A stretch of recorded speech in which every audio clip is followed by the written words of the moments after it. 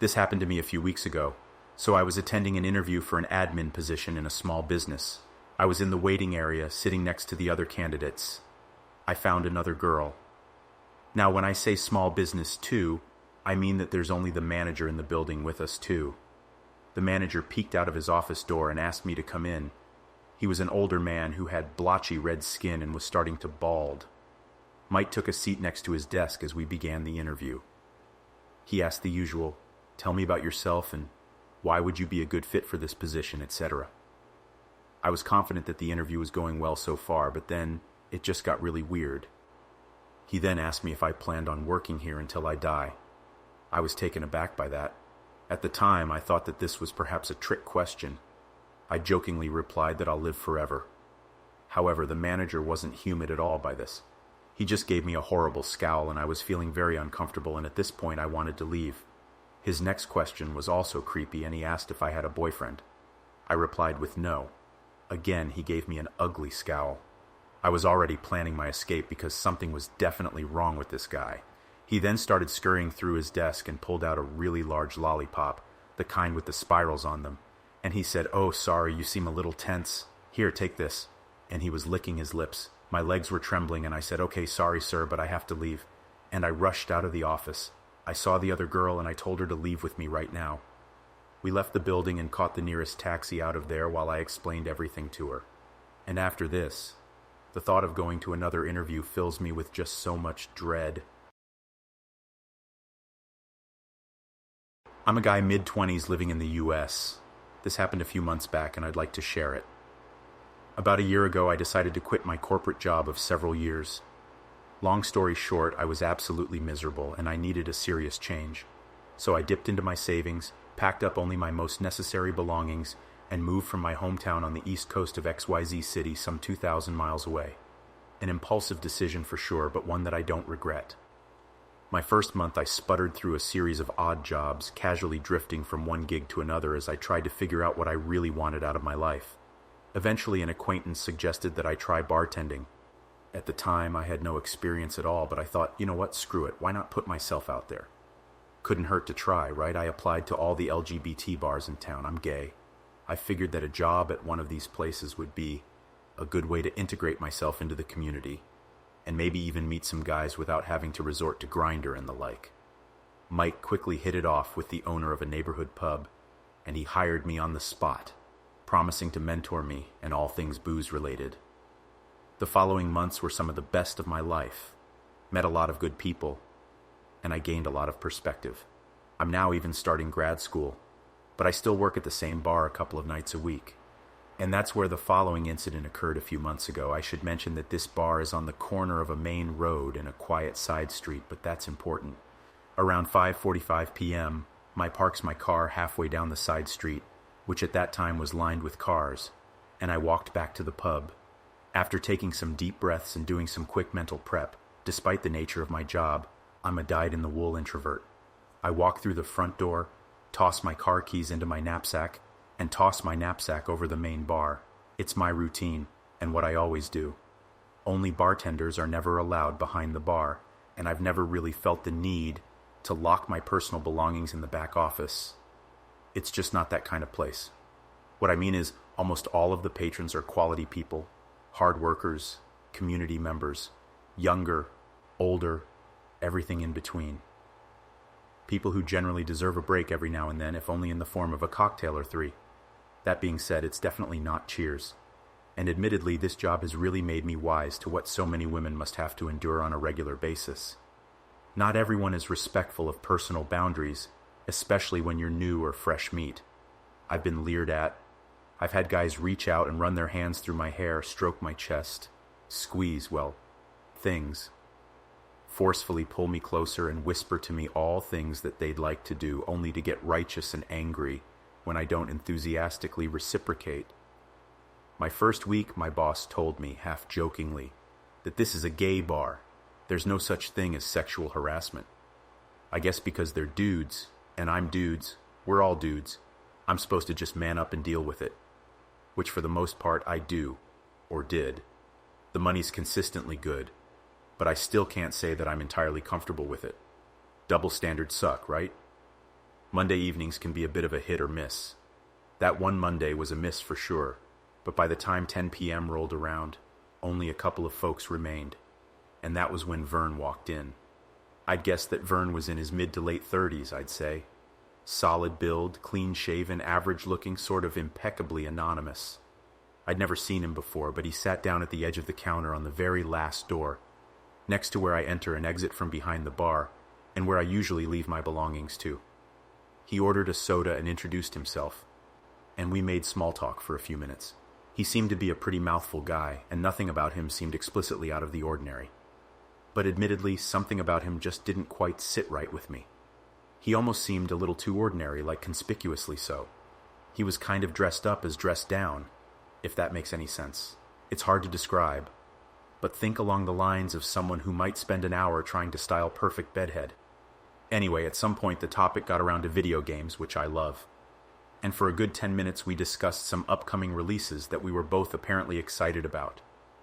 Eventually, I had to excuse myself to help another customer, as well as finish a couple of other tasks that still needed doing. But Vern said that it was no big deal, and of course I needed to do my job. Cool.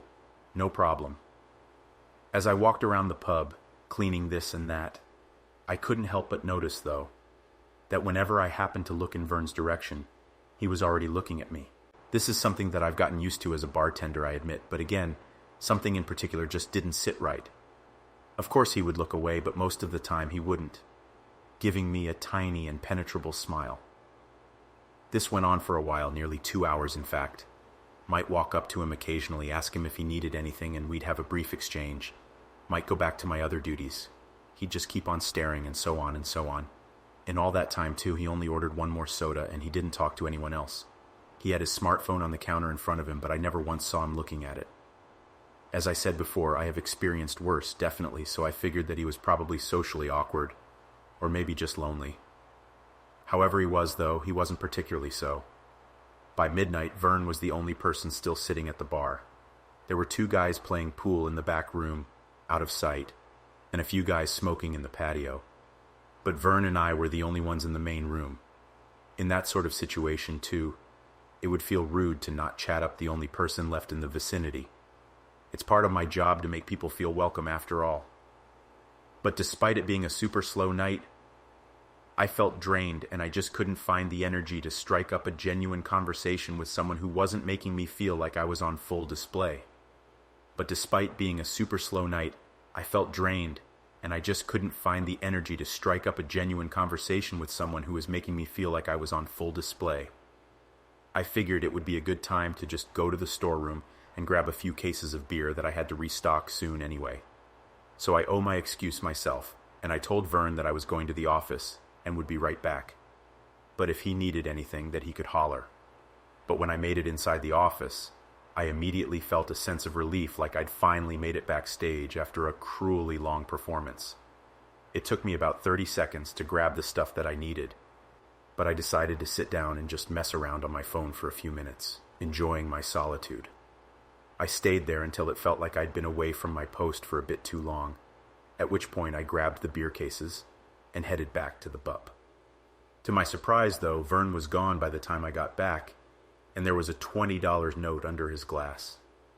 I felt suddenly guilty, not because I had just made money off of him, though of course that was appreciated, but because maybe he really was just some horny, closeted dude who didn't know how to interact with other guys, and maybe the money was his only reliable way of expressing gratitude for the company.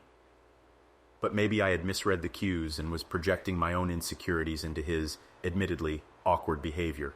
Maybe right. In any case, he was gone now and I still had more to do, so I placed the cash in my tip jar and mentally thanked him for it. I began going about my tasks for the rest of the shift, and I quickly put Vern out of my hat. A couple of hours later, around 1 a.m., I escorted the final stragglers outside and I closed the front door. I work alone on Monday nights, so it usually takes me a little less than an hour to finish my tasks after closing. And as per usual, I put on some chill music and went on auto-apartments. I finished everything around 2 a.m., I think. After turning off the last few lights, I also grabbed my knapsack, set the alarm, and headed for the front door, which locks on its own. I started to embellish down the street towards my car, the only one left on the block. All I could think about was how badly I needed to pack a bowl and jump into the shower. When I reached the back door of my car, I absent-mindedly yanked it open and threw my knapsack into the back seats, slamming the door closed. I stepped up to the driver's side door and pulled the handle and climbed inside. Only as my arse made contact with the seat, I reached my hand toward the open door. Did I realize that I hadn't taken my car keys out of my bag? I never actually unlocked my car, and a wave just rolled over me like I jumped into an ocean and I saw something in the periphery of my vision. And I kid you not, there he was, just sitting there in my passenger seat. Now I am not at all ashamed to admit that I screamed. The driver's side door was still wide open, but I didn't and couldn't move. I just stared at him, kind of dumbfounded. "Sorry, I didn't mean to scare you," Vern said. I didn't immediately respond, so he quickly followed up with, "I thought that we could hang out, maybe play some games together." Then, like it was nothing, he handed me my car keys, which he had obviously stolen out of my bag during those minutes that I was in the office, and apologized again, presumably for having my keys in the first place. Then he offhandedly gave me an address and said that he didn't live far away if I was interested. I'd like to say that I was this close to grabbing him by the collar and beating a crap out of him, but something in my gut just urged me strongly to play along, to pretend like the situation wasn't completely insane. I mean, the street was deserted. I had no idea if he was on, how unhinged he was, except there were just too many variables. Why are these men? You just gave me a fright," I said casually, like he was an old childhood friend who had just flown into town to surprise me on my birthday. "I just wasn't expecting to see you." Well, honestly, I had no idea what to say. It might have been a stupid decision on my part, I know, and there were probably 1,001 things that I should have done instead. But I tried to genuinely meet him halfway and just be as gracious as possible, as calmly as possible. "Yeah, that sounds cool, but it was a crazy long night for me, and honestly, I'm just really tired. Can we rain check?" A few silent moments passed, but I suppose I sounded genuine enough because he crossed his arms and simply said, "Okay." I asked him if he had his car parked nearby, and he said no. I didn't press the issue further, and again, dumb, I know. I told him outright that I'd be happy to drop him off at his place, at which point we could trade numbers and make plans in the morning after I got some sleep. Somehow, appeasement seemed safer than flat-out confrontation, running away, or suggesting Uber or whatever. I didn't want to offend him or make him feel like he was in the wrong. I had no idea what he was capable of, whether he was actually malevolent or just an alien from another social dimension. In the end, he quietly agreed to the ride, and man, that was the longest 10 minutes of my life. On the way, I asked him about how his day went and what games he liked, and other random stuff. I mentioned multiple times that I was really glad to meet another gamer, and that's meant to be fun to share the hobby with someone else. Basically, I said whatever it took to keep the conversation light and flowing, but he didn't seem to say much at all, aside from occasionally directing me left and right, and whatever he did say had a sort of a petulant tone to it. I honestly felt like I was driving home a psychotic toddler whom I'd just refused McDonald's. He looked out the passenger window the entire ride. Occasionally I would glance over at him, but mostly I tried to keep my eyes forward, because I found that focusing on the road made me feel more centered. Of course, in hindsight, a part of me wishes now that I had acted more assertively, whipping around a sharp turn and sending him flying effortlessly at the window or something. You know, something badass. But being friendly and accommodating was really the only thing that seemed appropriate at the time. My grandfather always told me, kill him with kindness, and I disagree that that's always the correct solution, but it's what I did that night, and it seemed to work. I considered driving directly to a police station, but I wasn't terribly familiar with the neighborhood, and I didn't want to rile him up by taking out my phone. But before long, though, we arrived. The destination was a small park or something in a suburb that's might only driven through a couple of times previously. He said that he would walk the rest of the way, and at his request, I bought the car to the stop on the corner. There was a short, somewhat terrifying lull before my father ever said anything or made any sort of move. I offered to put my number in his phone, but he refused and simply said thanks and just got out of the car. As soon as he closed the door, I hightailed it down the street. I drove aimlessly for about a mile before I pulled over and just idled on the side of the main road. I sat in silence for a few moments, and then I called my boss, who at this point is a good friend. Honestly, I did not care that it was after 2 a.m. at this point. He picked up after a couple of rings, and I quickly regurgitated everything that had just happened. He was a good sport about it too, and didn't just play it off as laughs, instead expressing legitimate concern. We had a mandatory staff meeting that week in which everyone was told that they needed to be on guard, and how the bar would be installing several cameras for extra security here. And thankfully, but also somewhat eerily, I never saw Vern again since that night, and nor have any of the other bartenders. Amanda is my brother's girlfriend. At the time of this story, she was looking for her first apartment and moving out from her parents' house. Her and my brother didn't want to move in together since they only had dated for a few months. She opted instead to search for a roommate online. Browsing Craigslist, she found an ad titled something like, "Roommate Wanted, Females Only." This sort of thing was common since the area she was looking in was mostly young professionals. The listing was for a room and a house for about $225 a month, which was quite cheap compared to most places that were listed. The occupant listed herself as a 23-year-old college student that wasn't comfortable living with any males. The other roommate would have their own room and attached a bathroom. So far, Amanda was into this place. However, the listing only had a single photo from outside the property. Amanda sent an email wanting to meet the occupant and tour the house, and within 30 minutes she received an email back with all the details and a time to stop by. The girl worked late hours and wanted Amanda to stop by at 8 p.m. When Amanda arrived, there was a handwritten note on the front door saying, "Door broke in, use back door." Walking around the house, it looked nice but slightly unkempt. Tall grass, weeds, dusty windows, etc.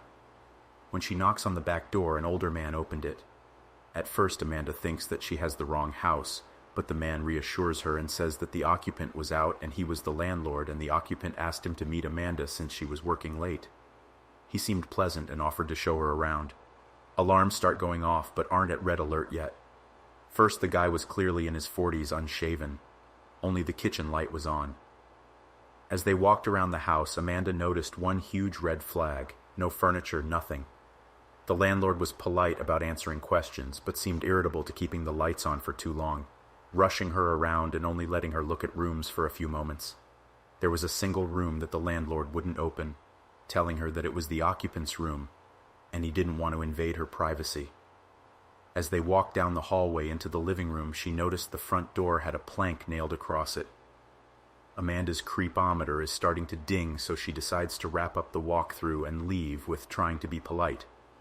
As she's giving the guy her thanks for showing me the place bit, he perks up and states that he forgot to show her. The basement. It's recently furnished and would be a great rec room, and that she should take a look down there.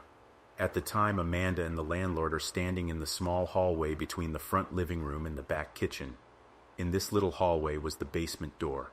When he opens the door, it opens outward to create something of a barrier between Amanda and the back door of the house. The basement is pitch black. He smiles, motions down the stairs, and says, "Ladies first." What happens next is nothing more than a stroke of luck. Amanda gets a text just as some random person parks outside in front of the house. Standing on her feet, she pretends it's a phone call and answers the phone. "Hey, are you here?" "Yeah, I'll come out from around the back and let you in." "Oh, it's great. You have to see it." With a motion of confidence, she excuses herself around the landlord and walks out the back door. She says that the guy just looked at her like he was very confused. Once outside, she sprinted to her car and sped like hell out of there. When Amanda got home, she told her mother everything. The cops were called, and they took her statement and went to investigate. The Craigslist post had been removed. When I was really little, my parents would let me stay up late on the weekends and watch TV until I fell asleep. I really loved these times, and I would stay up later than anybody else just because I could. Well, one night I was almost asleep on the couch when I heard a noise on our front porch. It was the sound of our old-fashioned porch swing moving back and forth. I was a little scared, so I crept toward the bay windows of my living room and peeked out towards the porch. Everything on my front porch swing was an older woman, probably in her 50s, wearing nothing but a nightgown, covered in blood, and holding a huge kitchen knife. I flipped out immediately and ran screaming into my parents' room, but was too terrified to form words. My parents saw that I was upset, but when I finally was able to tell them what I saw, my dad got really angry and told me that it was just a dream and to go back to bed. I refused and kept crying and screaming until he had had enough and snatched my arm and dragged me towards the front door to prove that there was nothing there.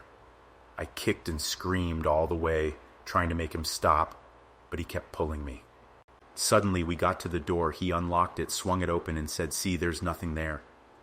To this day, I have never seen the look of fear and shock that was on his face when that woman turned and stared at both of us, and then slowly stood up with the knife.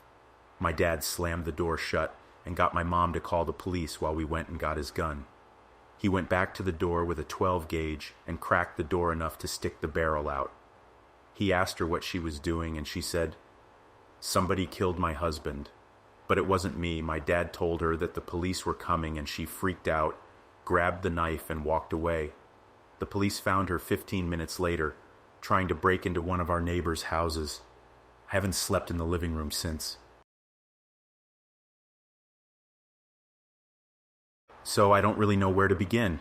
First off, I guess, I always watched Ghost Hunters and laughed at how fake it all was. Then I moved to college. I suppose I'll start with moving into college. I started college in 2012 at a small southern college in Milledgeville, Georgia. It was just like you would expect. Cool people, fun times, and just an amazing experience. One night while I was playing Pong at 4 or 5 in the morning, I overheard a few of my friends talking about a place a few blocks away that was supposedly haunted beyond belief. It was a place called Central State Hospital. A little history on the place. Central State was a lunatic asylum that was started in the 1800s. From lobotomies to everything you could imagine, it took place there. In fact, across the nearly 2,000-acre land the hospital resided on, there are over 20,000 bodies buried that are completely unidentified. People who were mentally unstable or insane from across the country came here and died here. Well, a trip was planned, and a few nights later we met our way to Central State. My roommate and I will call him Andre. We rode around and dicked around like the typical 18-year-old college freshman would do. We drove around the land and looked at all the creepy buildings that seemed to be lost in time. We drove around for a good few hours in the night until about 2 a.m., at which time we figured we'd seen enough and headed back. A few nights later, another 2 friends of mine, we'll call them Alan and Eric, asked me about the trip and asked if we could go check it out.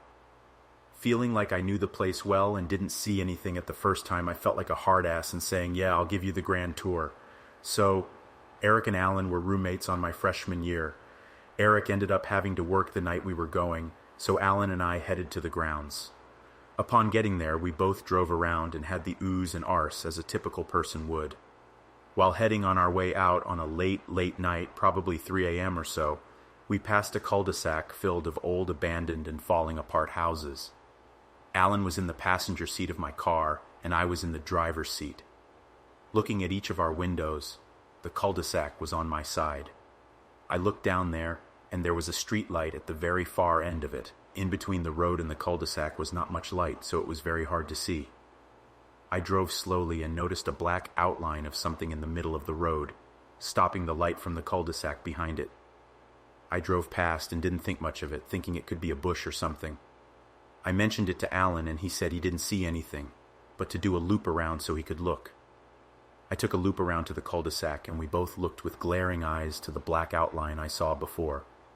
I glanced to where I saw it at first, but saw nothing. Thinking it was just my tired mind playing with me, I looked back at the road ahead of me and slowly kept going. Alan is not the type to yell. He's probably one of the most calm people I've ever met.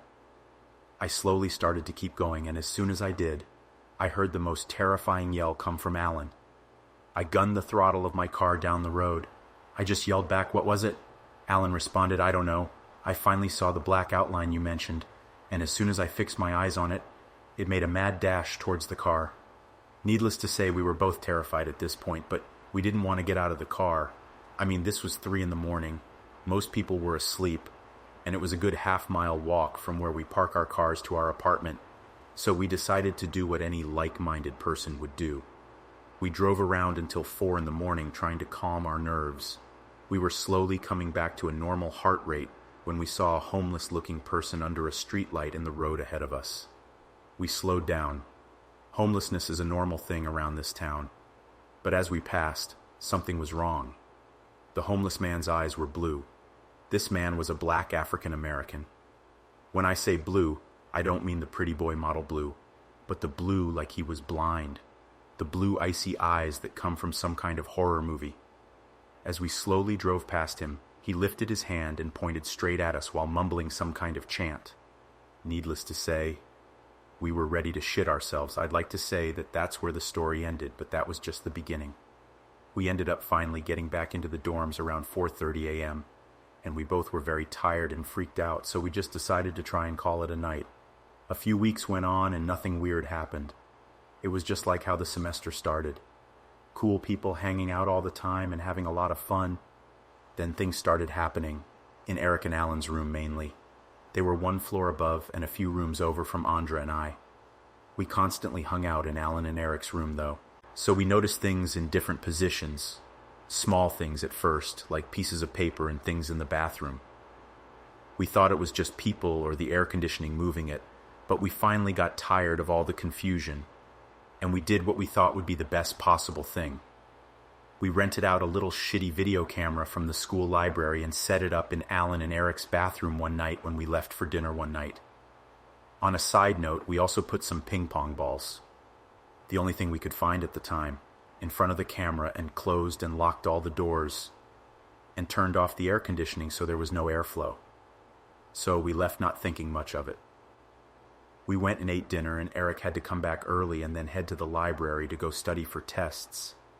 Alan and I found our way back to his dorm room and picked up the camera and noticed all the ping pong balls were in Eric's room by his bed. We assumed he got there early and moved them before we left. We finally got around to checking the video a few days later and was startled by what was on it. The entire video was full of voices and fucking shit. Footsteps stomping around the camera. Then the craziest thing happened. Halfway through the video, the balls rolled from the bathroom into Eric's room without anything touching them. Right when we reached this point in the video, Alan and I could hear Eric's dresser doors loudly opening and closing.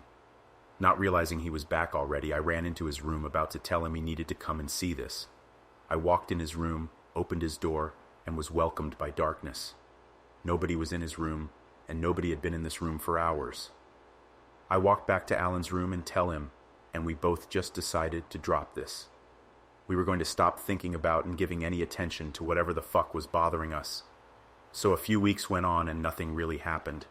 We went home for the Christmas break, thinking everything had cleared, and we came back to a new semester without the pest that had been with us. We came back, and everything was great for a while, just normal school again. One night, Alan, Eric, Andre, and I were watching scary movies on Netflix, bored out of our minds, and we started talking about that crazy shit that happened the semester before. We shouldn't have done that. The next day, Alan and I walked into his room and just feels something very wrong. You ever get that feeling somebody is right behind you, just staring at you? Yeah, it felt like that. Things started happening again. One night, near the end of the second semester, Alan and I had went and picked up some dinner and were walking back into his room. We could hear the radio absolutely blaring in Eric's room. I said, well, I guess Eric is having a party tonight or something along those lines.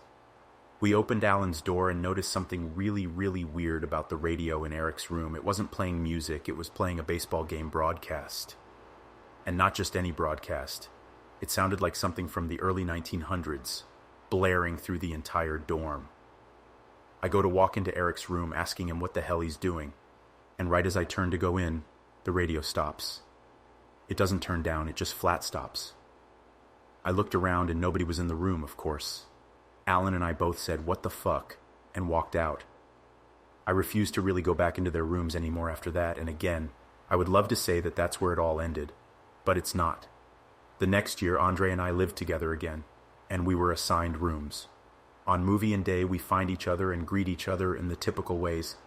Then we had to find our rooms, and we find them. We were in the rooms located directly under Eric and Alan's room from the year before.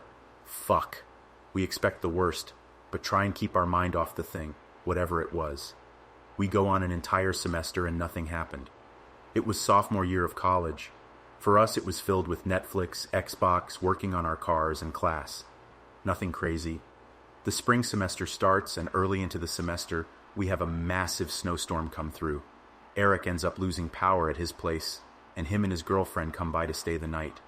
So we play Netflix for a while until the lights start blinking, and it happens. We lose power. Luckily, we had a few candles and lit them throughout the room and the bathroom, and decided to play some card games. We probably played for a good 2 hours or so. Yes, we were pretty competitive. We play, and eventually we get tired of it and just sit and talk. Eventually, the subject of last year comes up. Eric asks if we have had anything like that happen to us this year. In that moment, that very moment of him asking, after nothing happening for an entire semester, it came back. In the middle of him asking about it, we heard a loud cling from the bathroom. It sounded like glass hitting something. Everyone was in the same room, so there was no way it was one of us. It came from the bathroom. Andre gets up and walks into the bathroom, very slowly, just to look around. He looks on the bathroom counter, and next to the one candle we had lit laid a spoon. Andre picks up the spoon and has to hit the glass candle hard for the exact same ring to come back. We all sit in disbelief. We kept all our silverware in the drawer under the counter. Whatever was with us had to get a spoon out of the drawer, pick it up and smack the spoon halfway up the candle and lay the spoon down on the counter without us hearing it hit the counter again. What the fuck? Whatever was gone had now returned. We all go back to the bathroom to look around in disbelief. We look for an explanation for a good 20 minutes. There was not one. We decide, screw it. Just a coincidence, and start heading back to Andre's room where we were before. We all walk back into the room following each other, and Eric is the last in the line. We're almost back in the room and we hear something fall and Eric say, "Ow! What the fuck was that?" Something just hit me in the back of the head. We look around and by the candlelight see a Tupperware container laying on the ground that was simply not where it was before. We officially freak out and leave and go play in the snow for a few hours. We were gone for a while, and when we returned we were all exhausted and ready to go to sleep. Things started happening in Andre's, and I have room after that. Doors would close in front of us, sometimes locking themselves as well. This happened for a while. One time Andre and I had just finished up an MLB game on his Xbox, and I was heading towards my room for bed. I walk through our bathroom and notice our toilet room door open and the light on. I notice that Andre is behind me by a few feet and leave it there so he can use it. I walk a few more feet and jokingly hear, "Way to go, fucktard, you locked the bathroom door up." I turned around and asked, "What are you talking about?" "It's wide open." I turn the corner. It is closed and it is locked. The 5 seconds it took from me leaving the bathroom to him walking in, the door closed itself and locked itself. This started happening all the time. Almost every day my closet door would close and lock itself. There was no way to fix it, and this went on for months with this thing just messing with us. It was now May. We had a few days left of sophomore year, and we were ready to get out of this haunted arse dorm room. We signed a lease with an apartment so we knew we could get away from whatever it was. One of the last nights we lived in that room, I was sick. I had the flu or something near that, and had been lying in bed for an hour or so and was just trying to get some rest.